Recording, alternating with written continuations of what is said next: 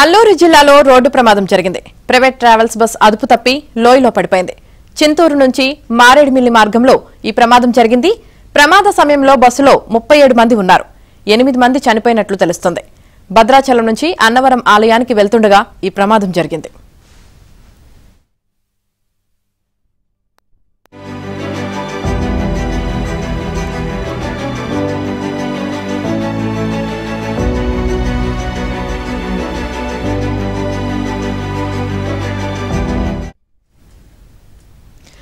అల్లూరు జిల్లాలో రోడ్డు ప్రమాదం జరిగింది. ప్రైవేట్ ట్రావెల్స్ బస్ అదుపు తప్పి లోయలో పడిపోయింది. చింతూరు నుంచి మారేడుమిల్లి వెళ్తుండగా ఆ మార్గంలో ఈ ప్రమాదం జరిగింది. ఇక ఈ ప్రమాదానికి సంబంధించి పూర్తి సమాచారం భద్రాద్రి కొత్తగూడెం నుంచి మా ప్రతినిధి రవి మరింత సమాచారం అందిస్తారు. రవి, అల్లూరు జిల్లాలో ఘోర రోడ్డు ప్రమాదం చోటు చేసుకుంది. ఈ ప్రమాదంలో ఒక ప్రైవేట్ ట్రావెల్ బస్సు లోయలో పడిన ఘటనలో 8 మంది దుర్మరణం చెందిన పరిస్థితి ఉంది. వివరాలు చూస్తే చిత్తూరు జిల్లాకు చెందిన వారు ఒక ప్రైవేట్ ట్రావెల్ బస్సుని ఎంగేజ్ చేసుకుని 2 తెలుగు రాష్ట్రాల పుణ్యక్షేత్రాలను తిరుగుతున్న క్రమంలో భాగంగా వారు అరకు నుంచి భద్రాచలం వస్తున్నారు. ఈ రోజు భద్రాచలం రామాలయం దర్శనం చేసుకునేలో భాగంగా తెల్లవారుజామున ఆ బస్సు ఘాట్ రోడ్ లో మారేడుమిల్లి నుంచి చింతూరు ఘాట్ రోడ్ లో వస్తుండగా రాజుగారి మెట్ట మూల మలుపు వద్ద అదుపు తప్పి లోయలో పడిన ఘటనలో మొత్తం బస్సులో 37 మంది ఉన్నారు. 37 మంది ప్రయాణికులు, 2 డ్రైవర్లు, మొత్తం 37 మందిలో అక్కడ సంఘటనా స్థలంలోనే 8 మంది దుర్మరణం చెందారు. శతగాత్రుని దగ్గరలో భద్రాచలం ఏరియా ఆసుపత్రికి షిఫ్ట్ చేసిన పరిస్థితి ఉంది. మృతుల సంఖ్య పెరిగే అవకాశం కూడా ఉంది. అక్కడ ఉన్న స్థానికులు అందించిన సమాచారం ప్రకారం చూస్తే వీరంతా చిత్తూరు జిల్లాకు చెందిన వారు, ముఖ్యంగా ఎక్కువగా ఐటీ ఉద్యోగులు, బెంగళూరుకు సంబంధించిన వారు. అక్కడ చిత్తూరు జిల్లాలో పలు ఉద్యోగులు కూడా వీరంతా బస్సునే, ప్రైవేట్ ట్రావెల్ బస్సునే ఎంగేజ్ చేసుకొని అరకు, వైజాగ్ అవన్నీ కూడా పుణ్యక్షేత్రాలను తిరిగి అన్నవరం కూడా దర్శనం చేసుకొని భద్రాద్రి రాముల వారిని దర్శనం చేసుకునేందుకు ఈ బస్సు వస్తుండగా తెల్లవారుజామున ముఖ్యంగా చూస్తే ఆ ఘాట్ రోడ్ లో టెరిటోరియల్ గా అవగాహన లేకపోవడం వల్ల దట్టమైన పొగమంచు ఉండడం, డ్రైవర్ కి అక్కడ ఉన్న రోడ్ల మీద అవగాహన లేకపోవడం వల్ల బస్సు అదుపు తప్పి లోయలో పడింది. సో కంప్లీట్ గా ఈ బస్ డ్రైవర్ కి సంబంధించి అతని 2 ప్రతికూల అంశాలు, ఒకటి దట్టమైన పొగమంచు, 2 అక్కడ స్థానికంగా ఘాట్ రోడ్ల మీద టెరిటోరియల్ గా బస్ డ్రైవర్ కి అవగాహన లేకపోవడం వల్ల ఈ ప్రమాదం జరిగినట్టుగా కూడా పోలీసులు చెబుతున్న పరిస్థితి.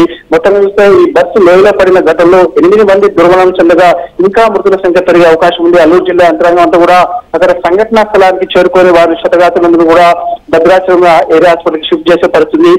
ఓవరాల్ గా చూస్తే డిసెంబర్ ఎండింగ్ ఇప్పుడు చూసుకున్నట్లయితే సహజంగా ఐటీ ఉద్యోగులంతా కూడా వీకెండ్స్ కావడంతో వాళ్ళంతా ఒక ప్రైవేట్ బస్సుని ఎంగేజ్ చేసుకొని ఇట్లా మంచిగా ప్రశాంతంగా కుటుంబాలతో గడుపుదామని వచ్చినా గానీ ఇక్కడ ఈ విహారయాత్ర కాస్త విషాదయాత్రగా మిగిలింది. దీనికి 2 కారణాలు. ఒకటి, ఘాట్ రోడ్ లో ప్రయాణం చేసేటప్పుడు స్థానికంగా ఉండే పరిస్థితులు అవగాహన లేకపోవడం వల్ల ఆ బస్సు లోయలో పడిన ఘటనలో జరిగింది. అయితే రవి, మరి ఈ ప్రమాద సమయంలో బస్సులో 37 మంది ఉన్నట్లు కూడా తెలుస్తుంది కదా, మరి వాళ్ళు ఎవరు ఏంటి అన్నది ఏమన్నా లిస్ట్ ఏమన్నా తెలిసిందా?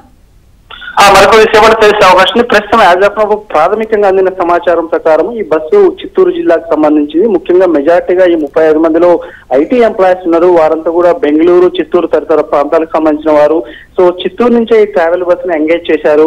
వారంతా అరకు, వైజాగ్ ఇవన్నీ కూడా కుటుంబాలతో సంతోషంగా గడిపి నేను అన్నవరంలో కూడా దర్శనం చేసుకుని వాళ్ళ భద్రాచలం రామాలయానికి రావడం కోసం వస్తున్న క్రమంలో ముఖ్యంగా తెల్లవారుజామున ఘాట్ రోడ్ లో విపరీతమైన పొగమంచు ఉండడం, టెరిటోరియల్ గా డ్రైవర్ కి అవగాహన లేకపోవడం వల్ల, ఒక డ్రైవర్ నిర్లక్ష్యం వల్ల బస్సు అదుపు తప్పి లోయలో పడడం వల్ల విహారయాత్ర కాస్త విషాదయాత్రగా మిగిలింది. 8 మంది స్పాట్ లోనే దుర్మరణం చెందారు. ఇంకా మృతుల సంఖ్య పెరిగే అవకాశం ఉందని కూడా అక్కడ ఉన్న స్థానిక పోలీసులు చెబుతున్న పరిస్థితి. మొత్తం చూస్తే ఆంధ్రప్రదేశ్ ప్రభుత్వం వెంటనే అల్లూరు జిల్లా యంత్రాంగం అంతా అప్రమత్తమైంది. అక్కడ స్పాట్ లో ఎంటైర్ రష్ అయ్యి శతగాత్రులందరూ కూడా హాస్పిటల్కి షిఫ్ట్ చేసిన పరిస్థితి. మొత్తంగా చూస్తే ఒకటి స్పష్టంగా అర్థమైంది, అక్కడ ఉన్న పరిస్థితులు ఆ ఘాట్ రోడ్ లో ఆ డ్రైవర్ కి అవగాహన లేకపోవడం, పెద్ద పెద్ద లోయలు ఉండడం, ప్రతికూల వాతావరణం, దట్టమైన పొగమంచు కావడం, తెల్లవారుజామున ఇన్సిడెంట్ జరిగిన పరిస్థితి ఉంది. అలాగే మరి ఈ ప్రమాదంపై మరి ప్రైవేట్ ట్రావెల్స్ యాజమాన్యం ఏమన్నా స్పందించిందా? అంటే ప్రస్తుతం ట్రాక్ చేస్తే ఇది చిత్తూరు జిల్లాకు చెందిన బస్సుగా గుర్తించారు. ఆంధ్రప్రదేశ్ ప్రభుత్వం కూడా గుర్తించింది. సో ఎవరెవరు ఉన్నారు అనేది మీరు అన్నట్టుగా ప్యాసింజర్ లిస్ట్ చూస్తున్నారు. ఎక్కువ ఐటీ ఎంప్లాయీస్ ఉన్నట్టుగా తెలుస్తుంది. వారంతా కూడా బెంగళూరులో పనిచేస్తున్న వారు, చిత్తూరుకు సంబంధించిన వారుగా తెలుస్తుంది. సో ఆ ప్రైవేట్ ట్రావెల్స్ బస్సుకు సంబంధించి ఇంకా వారు ఎలాంటి స్పందించిన పరిస్థితి ఉంది. సో ఆ ప్యాసింజర్ లిస్ట్ లో ఎవరెవరు ఉన్నారు ఏంటనేది కూడా మరి కొద్దిసేపట్లో తెలిసే అవకాశం ఉంది.